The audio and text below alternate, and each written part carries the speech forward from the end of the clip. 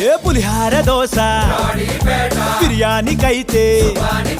వంకాయ బజ్జీ గోంగూర చికెను